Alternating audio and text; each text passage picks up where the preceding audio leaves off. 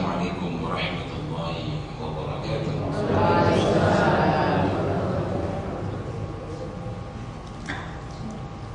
Alhamdulillahi rabbil alamin, bari'il khalaiqi ajma'in,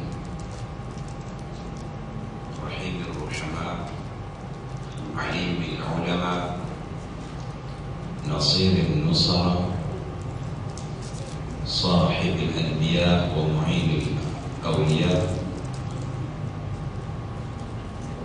أشهد أن لا إله إلا الله وحده لا شريك له، وأشهد أن سيدنا ونبينا محمدا عبده ورسوله. اللهم صل وسلم على سيدنا ومولانا محمد وعلى أهل بيته الطيبين الطاهرين وأصحابه الصالحين المتقين، أما بعد.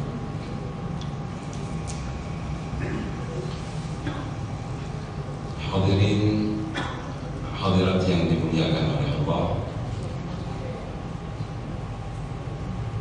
puji syukur kepada Allah Subhanahu wa taala di mana di malam ini kita bisa bertemu guna untuk saling mengambil kebaikan dan berharap kebaikan ini akan berbuah ridha Allah Subhanahu wa taala. Karena sesungguhnya kehidupan itu merupakan kesempatan yang dibatasi. Sepanjang apapun usia yang Allah berikan kepada kita, niscaya setiap usia berbatas. Karena selain Tuhan, Dia wajib mati. Siapapun kita, dimanapun kita, kematian adalah merupakan bagian yang tak bisa dihindari. Konon dikatakan bahwa Nabiullah Adam alaihi salam memiliki usia kurang lebih 1000 tahun. Namun usia panjang bagi manusia pertama itu haruslah diakhiri dengan kematian dan dimintai pertanggungjawaban. Di dalam sebuah riwayat lain dikatakan bahwa putra beliau Nabiullah Syih memiliki usia 1540 tahun. Namun beliau pun meninggal dunia. Dalam riwayat yang lain dikatakan Nabiullah Nuh alaihi salam memiliki usia 2500 tahun. Itu pun berakhir dengan kematian. Usia-usia yang panjang itu kemudian dikurangi oleh Allah hingga masuklah kepada zaman baginda Rasul Muhammad SAW. Beliau hanya dianugerahi usia 63 tahun. Pertanyaannya adalah, bagaimana mungkin kita akan mengumpulkan kebaikan sementara usia kita dibatasi oleh Allah Subhanahu wa taala?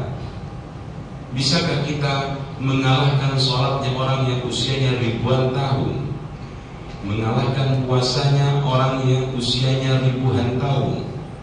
Logika mengatakan kalau umurnya panjang, kebaikan yang akan diperbuatnya sangat mungkin akan lebih banyak daripada yang usia pendek.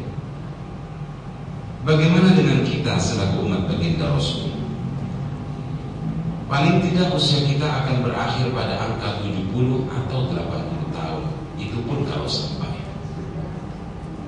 Lantas sejauh apa kebaikan-kebaikan yang kita perbuat, dan bagaimana nanti nilai kebaikan dari umat yang usianya sangat pendek ini bila dibanding dengan kebaikan umat-umat yang terdahulu? Jawabnya bahwa umat Rasulullah usianya pendek, namun keberkahannya lebih dari semua amalan-amalan yang diperbuat oleh Nabi dan umat-umat yang terdahulu. Bisa saja Allah Subhanahu wa taala memperbandingkan satu harinya dari umat Rasulullah sama dengan 1000 hari, atau mungkin satu tahunnya bisa dengan 100 tahun perbandingan. Semua ini berkah dari keagungan yang Allah berikan kepada baginda Rasul Muhammad SAW. Beliau Nabi yang terbaik, mendapatkan kitab yang terbaik, sehingga menjadikan umatnya umat yang terbaik. Dan ini harus kita syukuri. Biarkan usia Allah menentukan, yang terpenting kebaikan itu harus kita raih senyambang kita masih diberi oleh Allah Subhanahu wa taala kehidupan di bumi ini.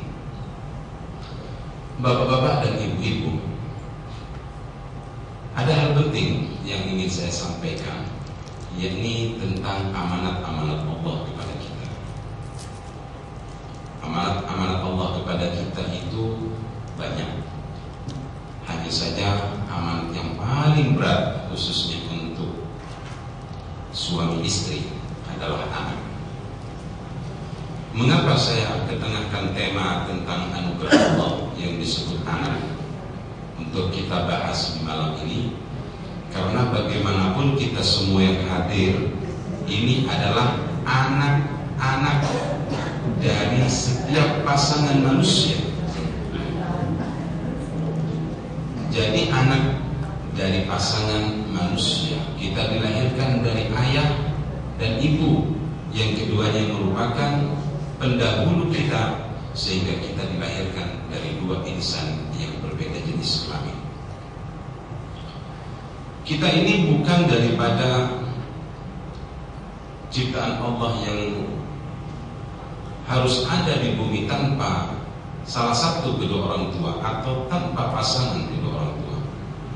Berbeda dengan Nabiullah Adam alaihissalam, beliau itu lahir wujud ke bumi tanpa ayah dan tanpa ibu. Sehingga bila ditanya siapakah manusia yang belum pernah berbakti kepada abah dan ibunya, jawabnya adalah Nabi Adam alaihissalam.